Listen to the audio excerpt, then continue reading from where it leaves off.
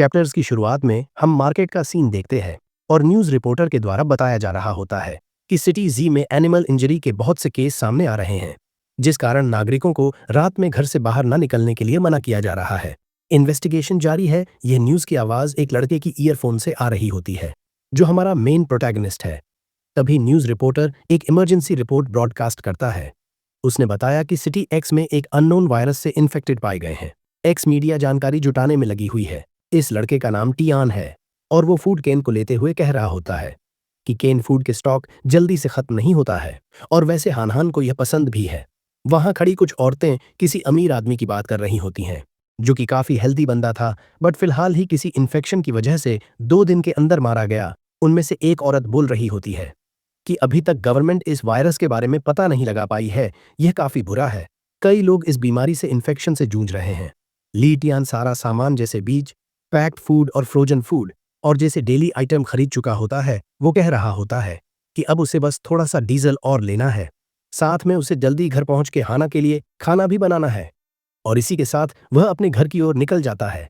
Car drive करते समय उसे कॉल आता है और उस कॉल का आंसर करते हुए हम किसी लड़की की आवाज़ सुनते हैं, जो ली तियान से पूछ रही होती है कि उसने उसके प्रपोजल के बारे में क्या सोचा। ली तियान कहता है कि वो एक अच्छी जॉब फाइंड कर सकता है ताकि वो दूसरों के सामने अपना सर उठा के जी सकेंगे, पर वो अपनी छोटी बहन हाना को अनाथ आश्रम नहीं भेजेगा। हाना मेरी फैमिली की एक इंपॉर्टेंट मेंबर है। सामने से वो लड़की कह रही होती है कि वो हाना को बच्चे की तरह नहीं पालने वाली है। वो पहले ही ली तियान के लिए बहुत कुछ कॉम्प्रोमाइज कर चुकी है। वो ली तियान को कहती है कि अगर तुम मुझे सीरियस नहीं ले रहे हो तो मुझसे शादी करने की कोई ज़रूरत नहीं है। Let's breakup. और ली तियान भी हाँ कह देता है। तभी अचानक से उसकी गाड़ी से कुछ चीज़ टकरा जाता है। कोई चीज़ सीधे उसकी गाड़ी के सामने आ गई थी। वो कहता है क्या वो डॉग था, पर देखने में उसे पता चलता है कि वहाँ एक भेड़ रहती है, जो कि उसकी गाड़ी से टकरा गई है। उस भेड़ के सर से ब्लड निकल रहा होता है। उसकी आंखें काफ़ी ज़्यादा रेड साइन कर रही होती हैं। उसे देख के ली तियान काफ़ी चौंक गया था, क्योंकि उसके सर में लगने के बाद भी वो जिंदा थी। वो भेड़ वहाँ से जंगल के अंदर चले जाती है। ये देख रहा ली तियान सोच रहा होता है कि इस चीज़ के रिपोर्ट ट्रैफिक पुलिस से करने की शायद ज़रूरत नहीं है, और इसलिए ली तियान इस बात को भूल के अपने फार्म की ओर निकल जाता है। जिसके बाद हम देखते हैं कि वह अपने फार्म हाउस में पहुंच जाता है, जहां वह रहता है। उसे देख के उसकी छोटी बहन बड़े भाई कहते हुए उसकी ओर आ रही होती है। उसके साथ में 2 ब्लैक और वाइट पेट डॉग भी होते हैं। हाना अपने बड़े भाई के साथ सामान रखवान में हेल्प करने लगती है और अपने बड़े भाई को बताती है कि उसने वो सब टास्क कंप्लीट कर दिए हैं जो उसके बड़े भाई ने उसे दिए थे। उसने गाय को घास डाल दिया है, पानी बदल दिया है और फसल में भी पानी बदल दिया है। अब हाना बहुत थक गई है। उसे बड़े भाई के हाथ का खाना खाना है। ली तियान कहता है छोटी बहन तुम्हारे लालची पेट के लिए कैरेट सूप कैसा रहेगा। तभी उनका व्हाइट डॉग कुछ पत्तियां खा रहा होता है। ये देखकर हाना उसे डांटते हुए कहती है कि शियाओ भाई तुम पत्तियां नहीं खा सकते। हंसते खेलते वो सब जा रहे होते हैं। तभी उनके फार्म में एक भैंस को देखते हैं, जो घास चबा रही होती है और उसकी आंखें काफी ज्यादा रेड दिख रही होती हैं। हाना कह रही होती है कि बड़े भाई मैंने इससे पहले कभी भी 16 एक्लिप्स नहीं देखा है। क्या ये सच है कि जब 16 एक्लिप्स होता है तो पूरा आसमान काला हो जाता है। तभी रेडियो में बताया जा रहा होता है कि इस सेंचुरी का 16 एक्लिप्स जस्ट चालू ही होने वाला है। हाना मजे से खाने का आनंद ले रही होती है और कहने लगती है बड़े भाई आपकी हंटिंग स्किल के साथ आपकी कुकिंग स्किल भी बेटर होते जा रही है। ली तियान बताता है कि जब 16 एक्लिप्स होगा तो रात नहीं होगी, बस सूरज काला हो जाएगा। उसे देखने के लिए मैं तुम्हें एक सन ग्लासेस दूंगा, उसे पहन लेना। वहीं रेडियो में काउंटडाउन शुरू हो जाता है। हाना खिड़की के बाहर इशारा करते हुए कहती है कि बड़े भाई वो क्या है। जब ली तियान बाहर देखता है तो पाता है वहां एक्लिप्स चालू हो गया होता है और अंधेरा छाया हुआ रहता है, पर वहां का मौसम कुछ अजीब दिख रहा था। और तभी घर की बिजली चली जाती है। हाना बोलती है बड़े भाई बिजली को क्या हुआ, और हाना को ठंडी लगने लगती है। उनका ब्लैक डॉग भी भौंकने लगता है। ली तियान को समझ में नहीं आ रहा होता है कि आखिर मौसम को क्या हो गया, और अचानक रेडियो की फ्रीक्वेंसी भी बिगड़ जाती है। हाना बोलती है बड़े भाई बाहर देखो। जब ली तियान ये देख के काफी आश्चर्य होता है कि बाहर बर्फबारी हो रही है।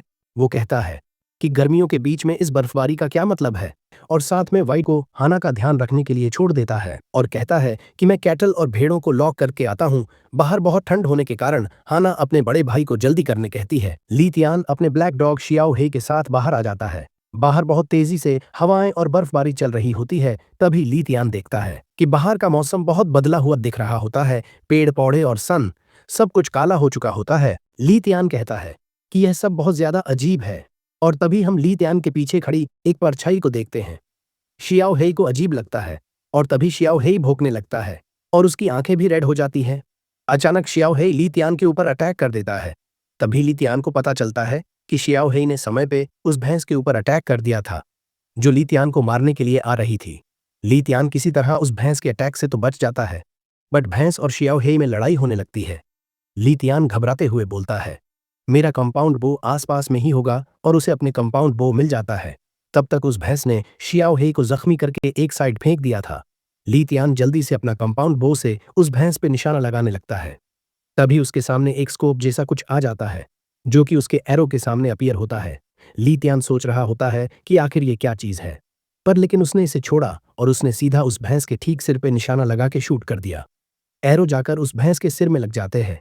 ये देखकर ली तियान बहुत खुश हो जाता है। उसकी नजर जाती है कि अभी वह भैंस जिंदा है और उसकी ओर फुल स्पीड से आ रही होती है। वो कहता है, मुझे और एरो चाहिए, और जल्दी से एरो फाइंड करने लगता है। तभी उसके सामने एक सिस्टम विंडो अपीयर होती है। उसमें अवेलेबल एरो और रेंज में कितने लिविंग बीइंग्स हैं शो हो रहा होता है। ली तियान उस विंडो को इग्नोर करते हुए बोलता है कि मेरे पास एरो खत्म हो चुके हैं, पर तभी वो भैंस उसे अपने सींगों से ली तियान को घायल कर देती है और उसे दूर फेंक देती है। शियाओ हे उसके पास आके भौंकने लगता है और भौंकते हुए उसके घर की ओर इशारा कर रहा होता है। ली तियान रियलाइज करता है कि अगर ये भैंस अचानक से म्यूटेटेड हो चुकी है, इसका मतलब घर में आना सेफ नहीं है। सीन शिफ्ट होता है। हम देखते हैं यहाँ शियाओबाई की आंख भी रेड हो चुकी होती है और वो हाना पर गुरा रहा होता है। हाना कह रही होती है कि शियाओबाई तुम्हें क्या हो गया है। शियाओबाई उसकी ओर झपट पड़ता है। तभी ली तियान वहां आके शियाओबाई को एक लात मार के अलग कर देता है और हाना को गोद में उठा के वहां से भागने लगता है। हाना शियाओबाई कह के रोने लगती है।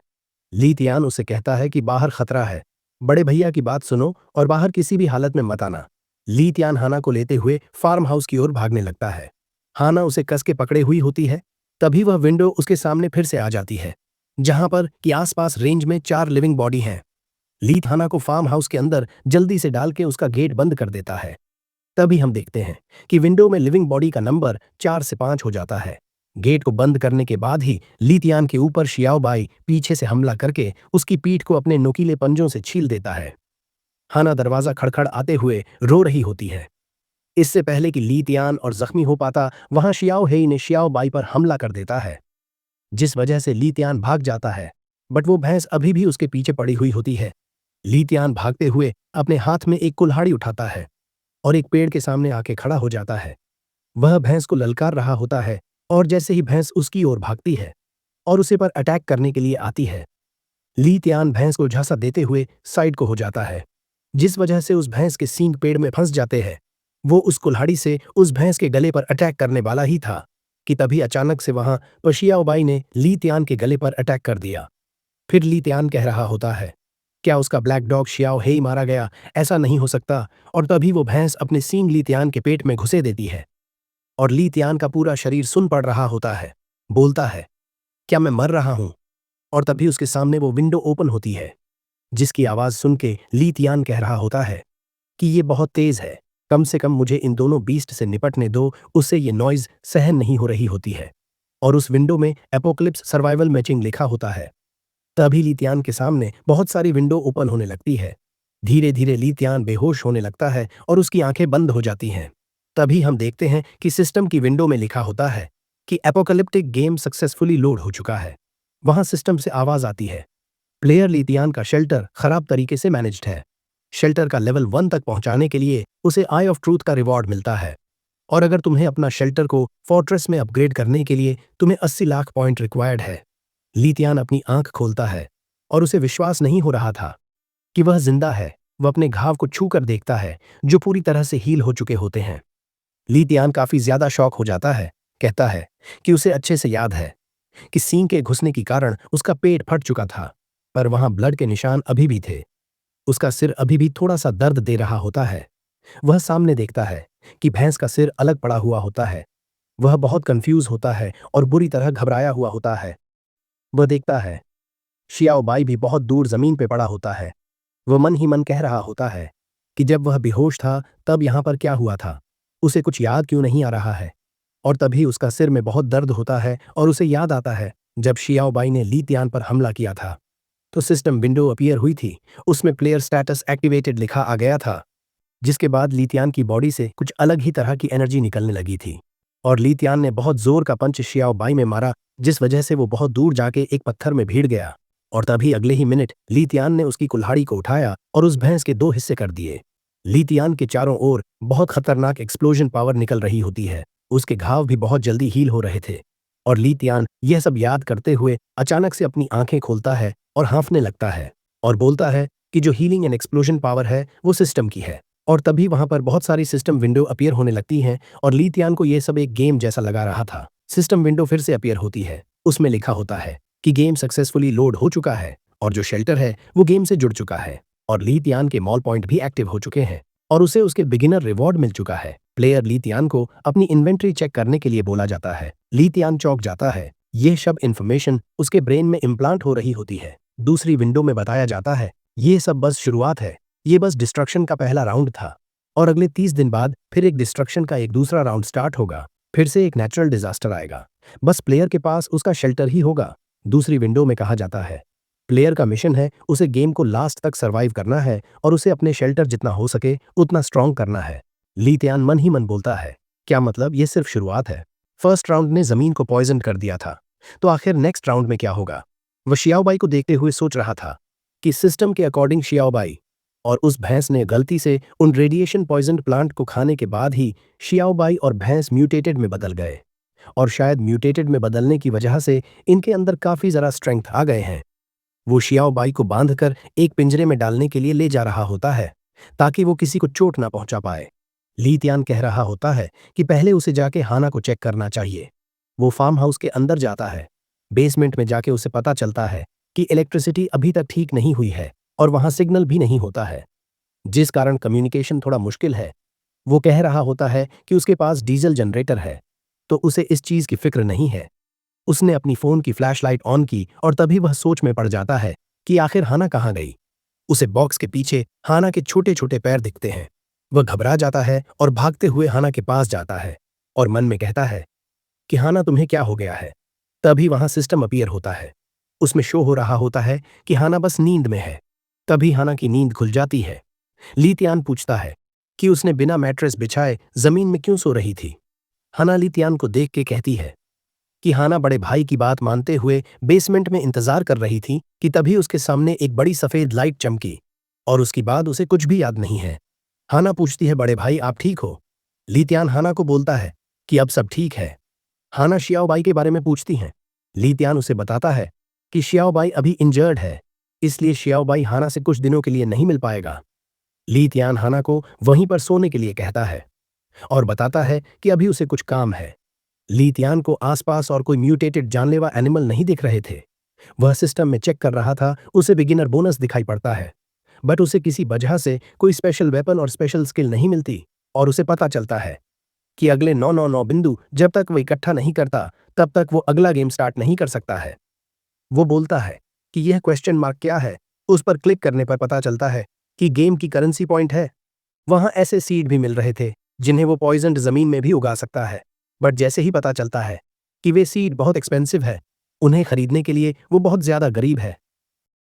ये गरीब की माँ की चूत क्यों बैठा है यहाँ पे भोसड़ी वाला। उसे घर पर रखे फूड के स्टॉक से ही काम चलाना पड़ेगा।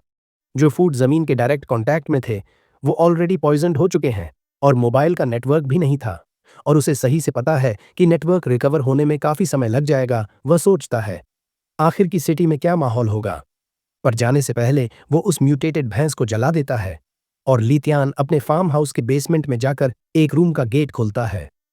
उसने गेट खोलते ही उस रूम की लाइट ऑन कर दी, जो और उसके डीजल जनरेटर भी चालू हो चुका है।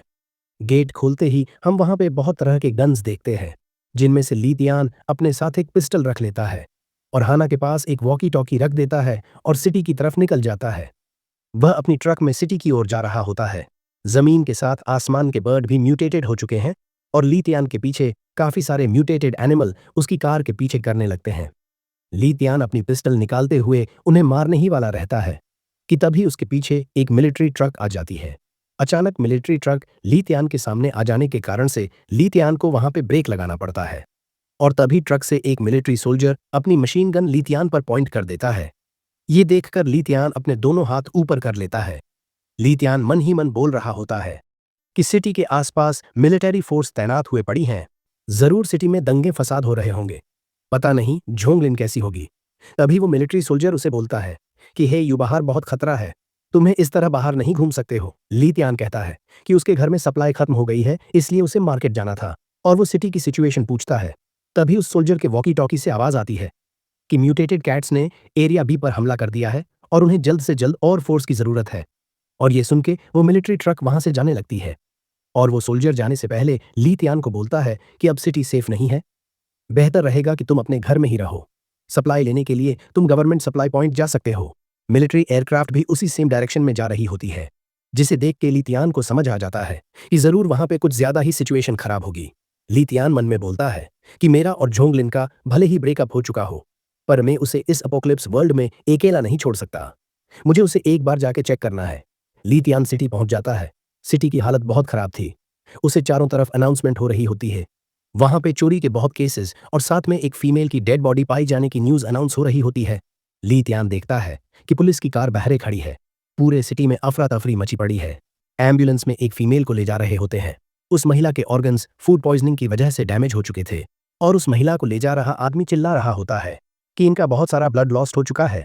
और उसकी बातों से पता चलता है कि फूड पॉइजनिंग का यह पहला केस नहीं है, बल्कि लगातार ये केस आ रहे हैं, और बहुत सारे पेशेंट होने के कारण कार्डियक स्टिमुलेंट्स उनके पास खत्म हो चुका होता है। दूसरी तरफ एक लड़की जोर जोर से रो रही होती है, अपने हस्बैंड को आंखें बंद करने के लिए मना कर रही होती है। वो कहती है कि हम बस हॉस्पिटल पहुंचने वाले ही हैं, पर वह लड़का खांसते हुए बोलता है कि इस बीमारी की वजह से हॉस्पिटल में बेड्स भर चुके हैं और हम इमरजेंसी रूम तक भी नहीं पहुंच सकते हैं। ली तियान को यह देख के बहुत बुरा लग रहा था। सिटी के सिचुएशन देखकर मन ही मन कहता है कि लगता है यहाँ पे हेल्थ केयर सेंटर भी पैरालाइज हो चुका है। वह कार का स्टीयरिंग को दबाते हुए मन में कहता है कि क्या वो हाना को लेकर गेम को क्लियर कर पाएगा। वहां पे सिटी की पुलिस सबको गवर्नमेंट इमरजेंसी सप्लाई की लोकेशन बता रही थी, और सामान लेने के लिए सबको लाइन में खड़ा होने के लिए बोल रही थी, और सब लोगों के लिए एक परचेज क्वोटा फिक्स था कि इतनी अमाउंट में इतना सामान ले सकते हैं। फिर भी वहां लोग लड़ रहे होते हैं सब्जी और सामान के लिए। सब्जियों और सामानों का दाम भी काफी ज्यादा होता है। एक बच्ची अपनी मम्मी से लिपट के रो रही होती है कि किसी ने उसका खाना चोरी कर लिया है, और वहां दूसरी तरफ लोग एक दूसरे से खाने के लिए लड़ रहे होते हैं। ली तियान थोड़ा आगे गली की ओर अपनी गाड़ी मोड़ लेता है, और मन में बोल रहा था कि उसे जहां तक पता है और झोंगलिन का रेंटेड अपार्टमेंट यहीं कहीं है। तभी अचानक ली तियान के सामने एक वैन आ जाती है। वो वैन उसका रास्ता रोक के खड़े होती है। वैन के अंदर से एक चश्मिश मोटा आदमी निकलता है, जिसके हाथ में एक थैली होती है। वो ली तियान के पास आके कार का कांच खटखटाता है। ली तियान उसे बोलता है, तुम्हें क्या चाहिए। वो चश्मिश आदमी ली तियान को देखकर बोलता है, अरे तुम तो वही हो ना, मैंने तुम्हें डिपार्टमेंट स्टोर मार्केट के आसपास घूमते देखा था। तुम्हें सब्जियां चाहिए थी, पर तुम्हें एक भी नहीं मिल पाई थी। वो आदमी अपनी थैली को दिखाकर बोलता है, जो सब्जी तुम्हें चाहिए तुम मुझसे ले सकते हो। ली तियान को पता चल गया था, और कहता है कि बिल्कुल, बस क्या तुम इन्हें मेरे सामने थोड़ा सा खा के दिखा सकते हो। वहीं उस आदमी के चेहरे के एक्सप्रेशंस चेंज हो जाते हैं। वो कहता है, तुम्हारा क्या मतलब है, क्या तुम मुझ पर विश्वास नहीं कर सकते हो। मैं बस तुम्हारी हेल्प कर रहा था, क्योंकि उस दिन तुम्हें कुछ भी नहीं मिल पाया था। ली तियान बोलता है, बहुत हुआ, जाओ यहां से। वो आदमी बोलने लगता है कि तुम मुझसे ऐसे बात नहीं कर सकते, मैं एक अच्छा नागरिक हूं। ली तियान अपनी पिस्टल उसके सिर पर कर देता है। ये देखकर उस आदमी की फट जाती है। ली तियान कहता है, अगर मैंने तुम्हें फिर कुछ बेरहम बिजनेस करते देख लिया तो याद रखना, मैं शूट करने से पहले नहीं डरूंगा, गेट लॉस्ट। ये सुन के वो बंदा डर जाता है। वो बोलता है कि मैं समझ गया, और वहां से जाते हुए बोल रहा होता है कि मैं एक टफ बंदे के पास चला गया था। फिर से एक और डील खराब हो गई। उसकी वैन में देखते हैं कि वहां पे रस्सी और भी सामान रखा होता है। वो देखने में एक किडनैपर लग रहा होता है। ली तियान वहां पर पहुंच जाता है जहां पर झोंगलिन रहती थी। वो ऊपर जाता है और झोंगलिन का डोर खड़खड़ाता है, पर ऐसा लग रहा था कि रूम में कोई भी नहीं है। ली तियान को पता था कि उसकी घर की की कहाँ रखी होगी। वो वहां डोर के नीचे एक कारपेट के नीचे से की को निकालते हुए उस डोर को खोलता है। वो देखता है कि झोंगलिन के कमरा का सारा सामान फैला हुआ होता है।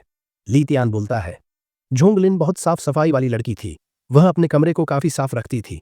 वो देखता है कि वहां पर खराब फ्रूट पड़े होते हैं और थोड़े मेडिसिन बॉक्सेस भी पड़े होते हैं। ली तियान बोलता है कि यह मेडिसिन बैक्टीरियल इन्फेक्शन को ट्रीट करने की थी, पर वो मेडिसिन जिस कंपनी की थी उसकी रेपुटेशन बहुत खराब है, और वो मन ही मन सोच रहा था झोंगलिन को यह सब खरीदने की क्या जरूरत थी।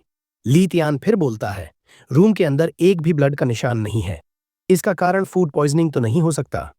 उसके स्टाइल में उसका रूम नहीं था, यहां पर फोर्सफुली डोर से आने का भी कोई मतलब नहीं है। और बोलता है कि आखिर झोंगलिन तुम इस अपोकलिप्स वर्ल्ड में कहां गई।